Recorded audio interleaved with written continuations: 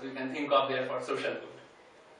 And there are many arguments for social benefits of the first kind also, but this is not the fourth answer, so I skip it. Okay, so next, the yoga of knowledge. Here is a typo, it should be DG. Sorry about that. So yoga of knowledge talks about the theory of soul, super soul, God, reincarnation, etc. And this is what we are actually doing. So last 2 weeks and today, through this discussion, we are actually practicing the yoga of knowledge. Okay, so this is one example. It also talks about 3 modes of nature. So the mode of goodness, which consists of peace, contentment, compassion, patience, discipline, etc.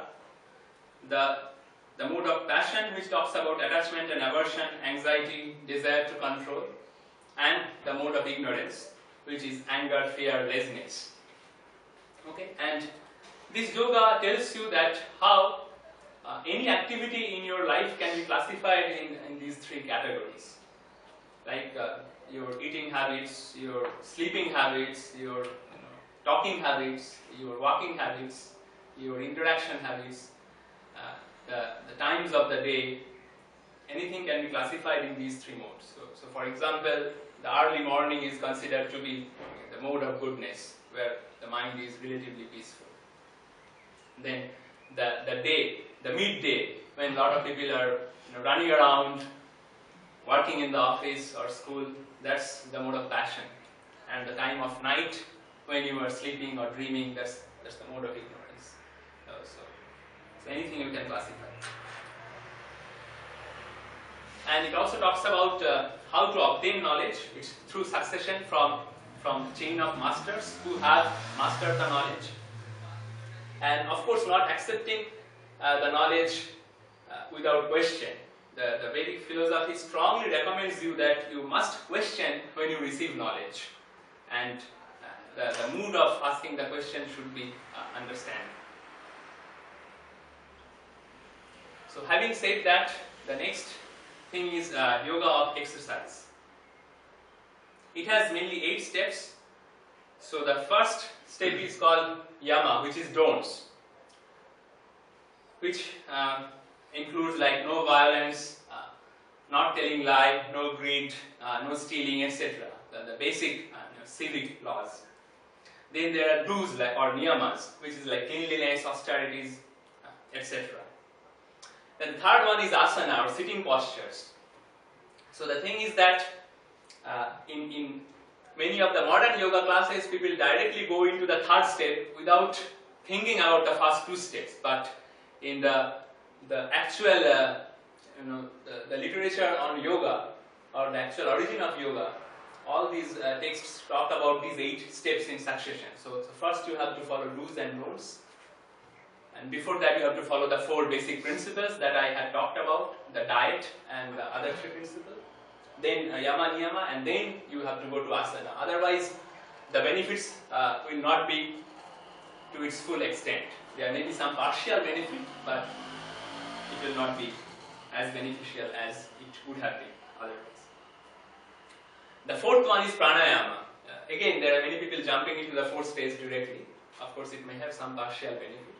So it talks about breath control. So you might have seen different breathing exercise like breathing through one nose, then counting something, breathing out through the other nose and stuff like that. So that's the 4th step of the yoga of exercise. Then the next step is called pratyahara, that means withdrawal of the senses from the sense object. The analogy is given like a tortoise. So just as a tortoise, whenever there is any external stimuli, the tortoise gets into the shell. So the pratyahara tells that you have to create a virtual shell around you, and so when you see that okay there is some negative energy coming, so you just shut yourself off. You move around the world, you interact with people, but internally I am not affected by it. So that's the practice, but it's not easy. So just because if you try from asana or pranayama, it may not be easy. You have to start from the basic principle, the 4 foundational principle, and then you have to go through 1, 2, 3, 4 to reach the 5th level. So it's incremental. It's like a ladder. The 6th one is called dharana or concentration. It's like thinking about something in your mind very deep, focusing your mind on a point. The seventh level is called dhyana or meditation, which is the higher level of concentration. So in concentration, the difference is that in concentration, if there is some external noise or someone calls you, you may still respond. Okay, so you are still half awake.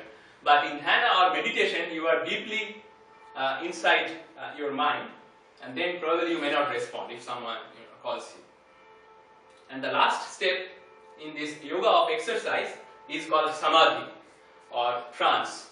And this is a stage where, at least the Vedic texts say that the yogi, the soul of the yogi can come out of his or her body and travel around and gain knowledge and then come back within the body. Okay?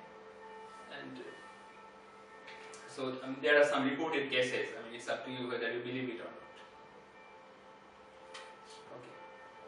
And there are some modern variants of this yoga. One is called Hatha Yoga. You may have heard the term, but it actually became popular from around 1500 AD by Shivananda. And second one is Iyengar Yoga by B.K.S. Iyengar from South India. It was also popular. It became popular from 1970s.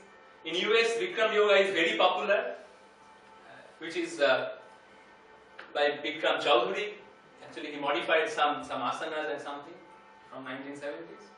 And then Power Yoga it's an American version of yoga. It also became popular from 1990s. And if you look it up in the internet, you will find there are names of two Americans who are given credit for inventing this Power Yoga. But actually, this is nothing but the yoga of exercise, and it takes all the asanas and postures from them. Okay. So that's the yoga of exercise. I mean, to me, it's very hard. I don't know how does it sound to you. So that yoga is very hard for me. I mean, I cannot do it. I mean, all the 8 steps at least. The second one is yoga of action or karma. So let's see. So before understanding the yoga of action, we have to understand the meaning of karma. It has 2 meanings. The first meaning is activity and action. So in Sanskrit, karma also means reaction, results obtained through any particular activity. And this peculiar double meaning of karma is due to the fact that action and reaction are very closely related. So the law of karma is similar, it's analogous to Newton's third law of motion, which says every action has an equal and opposite reaction, and the law of karma just scales it up at the universal level. Okay. In simple terms, what goes around comes around. Then there are 3 types of karma that is taught in Vedic philosophy. The type 1 is called sukarma, actions that will yield good results. So we discussed in last 2 classes through question answer that's like builds your positive credit. Like for example, charity, truthfulness, sacrifice, kindness, etc. Normally such activities are performed with expectation of good results in the future. Okay. So that's why we also discussed that this is good, but this is not beneficial ultimately for permanent, if you keep the target as permanent happiness or temporary happiness in this world. The type 2 action is vikarma, actions that will yield bad or unwanted results. So it's like building your negative balance, like cheating, killing, abuse, exploitation, etc. And the type 3 is akarma. Okay. So akarma means without karma, but here, so many people misinterpret it as akarma means no action, because a means no. Okay. But that cannot be there, because you cannot stop activity, and then you have to die. Right? So at every moment you have to do something or other. Even if you are thinking, that's an activity of the mind. So akarma here, the Sanskrit word karma actually means the second thing, which is reaction. So akarma means no reaction. That means activity which will neither have good reactions nor will have bad reactions. And these are the kinds of action that will actually lead to self-realization. The examples of these activities are very similar to sukarma. That means like charity, truthfulness, sacrifice, kindness, all the good things that you can think of in the society. However, the difference is that they are performed without any expectation of material reward in the future. Either expectation from other human beings or expectation from the God or whatever. There should be no expectation when you sukarma becomes akarma, and that, I mean, makes all your balance zero and makes the soul permanently. So the timeline of karma, this action and reaction, it depends on the nature of the activity performed and the time required for the fruit of the activity to fructify.